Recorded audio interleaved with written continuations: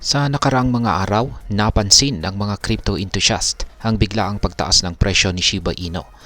At ngayon ay umaangat po siya kasabay ng malalaking crypto assets tulad ni Bitcoin at saka Ethereum.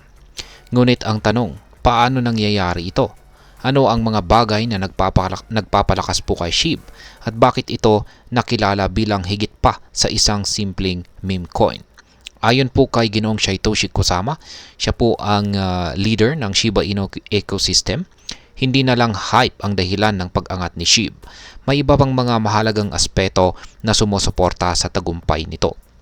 Kaya sa video na ito ay atin pong aalamin ang mga dahilan kung bakit kasalukuyang umaarangkada itong si Shiba Inu kasabay ng malalaking mga big boys ng crypto world kung saan ay si Bitcoin at saka si Ethereum. Kaya pag-usapan din po natin kung ano ang maaring epekto nito para sa ating mga Pinoy crypto traders at investors. Pero bago po tayo magpatuloy ay nais ko lamang po munang bigyang linaw ang aking disclaimer kung saan ang nilalaman po ng video na ito ay hindi po ito isang financial advice. For education and information purposes lamang po ang layunin nito. Ayan. Ano nga ba talaga ang nagdudulot ng pagtaas ng presyo ni Shiba Inu kasabay nitong sina Bitcoin at saka Ethereum? Isa po sa pangunahing dahilan ng pagtaas ni Shiba Inu ay ang paglakas din ni Bitcoin at saka Ethereum na nagkaroon ng mga all-time highs. Ang paggalaw po ng presyo ni Bitcoin at Ethereum ay nagdadala ng positive momentum o pag-angat sa buong crypto market. Ibig sabihin, kapag malaki ang galaw ng presyo ni Bitcoin, naaapektuhan din ang iba pang mga cryptocurrencies tulad po ni Shiba Inu.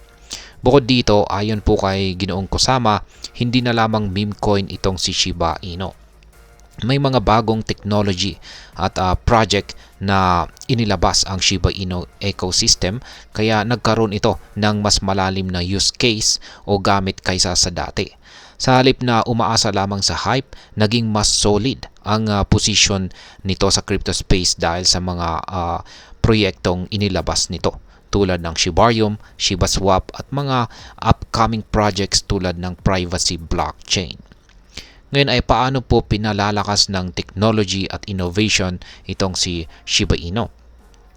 Dahil po sa mga makabagong technology, patuloy po na nagiging mas matatag si Shiba Inu. Ang Shibarium halimbawa isang layer 2 blockchain po ito na ginawa para mabawasan ang gas fees at mapabilis ang mga transaction sa Shiba Inu ecosystem. Ang ShibaSwap naman ay isang decentralized exchange na nagbibigay po ng kakayahan sa mga user na mag-stake ng kanilang SHIB at mag-trade sa loob ng ecosystem. Bukod dito, ang pag-develop ng mga project gaya ng SHIB the Metaverse kung saan maaring makapasok ang mga tao sa virtual world gamit ang SHIB ay nagpapakita ng dedikasyon ng team na gawing mas kapaki-pakinabang si SHIB. Ipinapakita nito na hindi lamang ito pang katuwaan kundi isang seryosong asset na may potensyal sa pag-unlad ng technology. Ngayon ay ano naman po ang kampanya ni Ginoong Satoshi Kusama para kay Shiba Inu? Ipinahayag po ni Ginoong Kusama na magsasagawa siya ng isang kampanya para bigyang linaw ang tunay na halaga ni Shiba Inu sa crypto world. Nais niyang ipaliwanag kung paano nalampasan ni Shiba Inu ang bear market o ang matagal na pagbagsak ng crypto prices at paano nito ipinakita ang resilience o tibay. Ayon sa kanya, isa sa mga layunin ng kampanyang ito ay ang itaas ang awareness at edukasyon ng mga tao tungkol sa technology na nasa likod ni SHIB.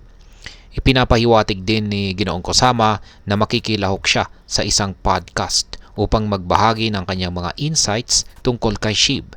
Bagaman ay hindi pa siya nagbigay ng eksaktong petsa ng podcast, hinikayat po niya ang buong Shiba Inu community na maging alerto sa mga susunod na announcement. Yan, ano naman ang posibleng epekto nito para sa atin na mga Pinoy crypto investors? Kung ikaw ay isang investor dito kay SHIB ay maaring magdulot po ito ng ilang mga positibong epekto sa ating investment. Yan, at masasabi kong meron po itong tatlo na posibleng dulot nito. Una ay mas mataas po na demand para kay SHIB. Kung magpapatuloy po ang kampanya ni Ginoong Kusama at maganda ang pagtanggap ng market, maaring tumaas pa ang demand para kay Shiba Inu. Sa mas mataas na demand ay maaring tumaas din ang presyo nito. Pangalawa ay pagtaas ng kredibilidad ni SHIB.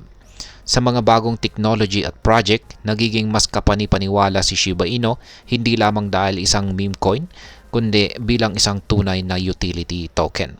Sa ganitong kalagayan, mas magiging comfortable ang mga investors, kabilang ang mga Pilipino na mag-invest at mag-hold ng SHIB sa mas mahabang panahon. Yan, ang panghuli at pangatlo ay pagkakaroon po ng mas malaking market influence. Ang pag-angat po ng SHIB kasabay ng malalaking cryptocurrency ay maaring magdala ng mas maraming Pilipino sa crypto trading, lalo na kung makikita nila ang potensyal na ROI o return on investment ng mga crypto asset na gaya po ni SHIB. At ayan, ano naman ang aking masasabi tungkol dito? Nakikita ko na si Shiba Inu ay hindi na lamang isang simpleng meme coin. Sa pag-develop po ng mas advanced na technology at mga project, nagiging mas makatotohanan si SHIB bilang isang crypto asset. Hindi na po ito pang short term or pang sakayan lamang sa hype. Sa halip ay may potential po ito na magtagal sa industriya, lalo na sa pagtutok nito sa utility at innovation.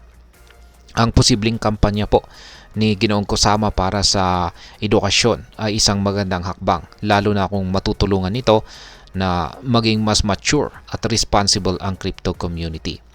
Dito po sa Pilipinas, kung saan marami na ang nasusubok mag-invest sa crypto, magandang maglaan po ng oras upang maunawaan ang teknolohiyang bumubuo sa bawat asset na ini-invest kung saan po tayo nag-i-invest gaya ni Shiba Inu.